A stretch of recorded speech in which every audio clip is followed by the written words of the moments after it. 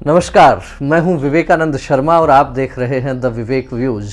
The Vivek views के इस episode में हम आपके साथ विश्लेषण करेंगे इस बात का कि राजस्थान भाजपा में नए प्रदेश अध्यक्ष आ गए हैं। जी हां, भारतीय जनता पार्टी ने चित्तौड़गढ़ से सांसद सीपी जोशी को प्रदेश भाजपा राजस्थान का नया अध्यक्ष नियुक्त किया है। और खास बात यह है कि केवल 47 वर्ष के सीपी जोशी के बारे में कहा जा रहा है कि अपने क्षेत्र में बहुत लोकप्रिय हैं और साथ ही सर्वाधिक सबसे युवा प्रदेश अध्यक्ष बताए जा रहे हैं राजस्थान के।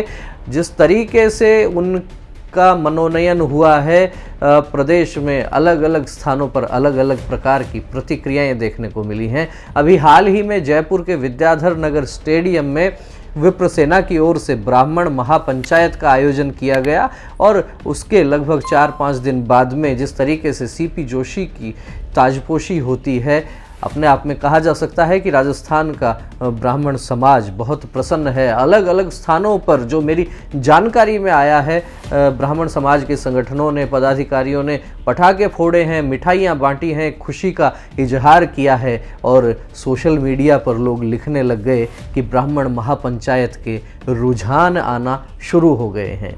लेकिन क्या केवल इतनी ही बात है? नहीं, ये अधूरी बात है।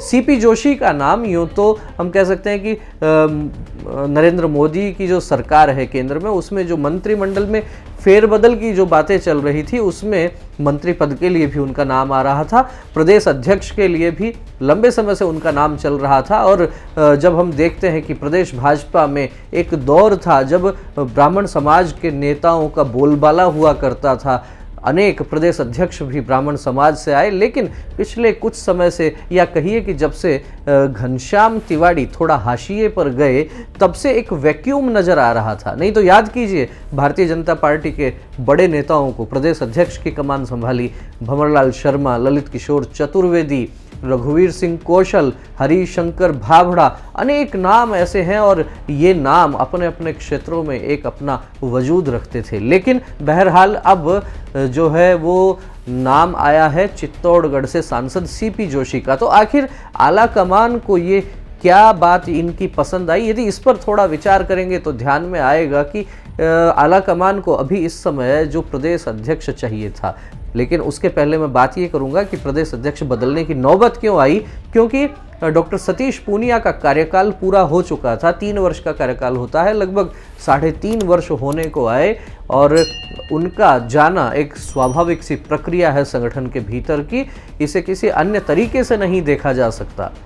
सतीश पूनिया के प्रदेश अध्यक्ष पद से हटने की तैयारी तो उसी दिन हो गई थी जिस दिन भारतीय जनता पार्टी ने जगदीप धनखड़ को उपराष्ट्रपति बनाने का ऐलान कर दिया था।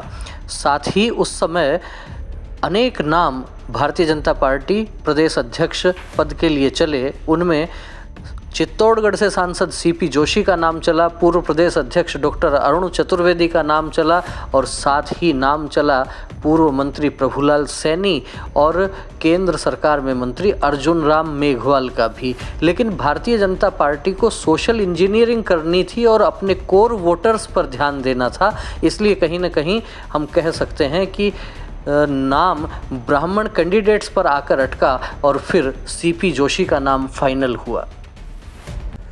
तो जब सतीश पूनिया का जाना तय हो गया था तो पार्टी आला कमान को एक ऐसे नेता की आवश्यकता थी जो संगठन को ठीक प्रकार से समझ सके, जो काम डॉक्टर सतीश पूनिया ने अपने कार्यकाल के दौरान संगठन को मजबूती देने के लिए काम किए थे, उन कामों को कोई नेता आगे बढ़ा सके। इस प्रकार का नाम उनको चाहिए था, नया नाम चाहिए था। अपेक्षाकृत अन्य नेताओं से बहुत युवा हैं, बहुत भागदौड़ कर सकते हैं और नीचे से ऊपर तक आए हुए हैं। जिस तरीके से बताया जा रहा है 1994 के आसपास इनकी राजनीतिक क्षेत्र में इनका दाखिला होता है छात्र संघ चुनाव से, और फिर वहाँ से जिला परिषद के सदस्य बनते हैं, पंचायत समिति के उप प्रधान बनते हैं। भारतीय जनता पार्टी युवा मोर्चा के प्रदेश अध्यक्ष बनते हैं और 2014 में पहली बार सांसद, फिर 19 में फिर से सांसद और 19 में बहुत अधिक मतों से जीतते हैं। राजस्थान में दूसरे नंबर पर रहते सर्वाधिक मतों से जीतने वाले सांसदों में। तो निश्चित रूप से कहा जा सकता है कि आला कमान ने बहुत सी चीज़ें देखी, लेकिन एक बात की तरफ आपका ध्यान और इंगित करवाना चाहूँगा। जयपुर में आयोजित जिस महापंचायत, ब्राह्मण महापंचायत की मैं बात कर रहा था, उस ब्राह्मण महापंचायत में सीपी जोशी का उद्बोधन गौर करने लायक था। जी हाँ, वे अपने समाज की जाजम पर आए थे, लेकिन बात क्या करते हैं? वे बात करते हैं कि हम वे लोग हैं जो गाय को माता कहते हैं।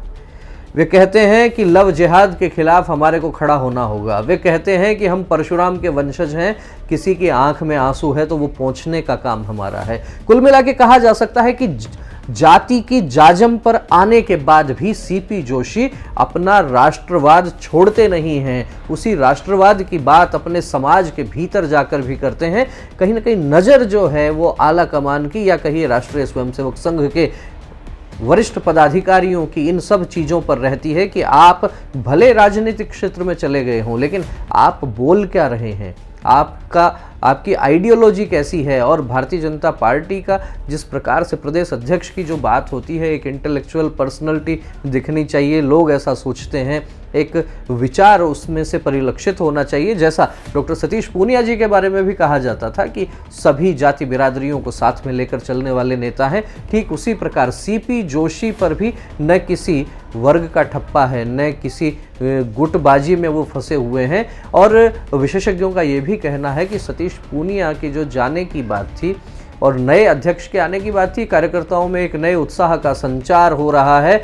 और ये भी निश्चित मानकर चलिए, जो हमें लगता है कि डॉक्टर सतीश पूनिया चूँकि अभी निवर्तमान अध्यक्ष हैं, कोई बड़ी जिम्मेदारी चुनाव के पहले पहले उनको भी दी जाएगी। हो सकता है चुनाव प्रचार समिति का उनको अध्यक्ष बना दिया जाए। और जो अनेक लोग मुख्यमंत्री के चेहरों की बात करते हैं वो भी एक अलग विषय हो सकता है, लेकिन सीपी जोशी के राजस्थान का प्रदेश अध्यक्ष बनने से ब्राह्मण समाज में तो खुशी की लहर है ही, साथ ही भारतीय जनता पार्टी का जो कैडर है उस कैडर में भी एक प्रसन्नता का माहौल है। और उसके पीछे बात यही है कि 47 वर्ष के सीपी जोशी अपेक्षाकृत बहुत युवा हैं और उसी प्रकार की टीम उनकी जो है, उनके आसपास उनकी मित्र मंडली राजनीतिक क्षेत्र में एक दूसरे साथियों के साथ जिस तरीके से युवा लोग आगे बढ़ते हैं, उसी प्रकार से संगठन को आगे बढ़ाएंगे।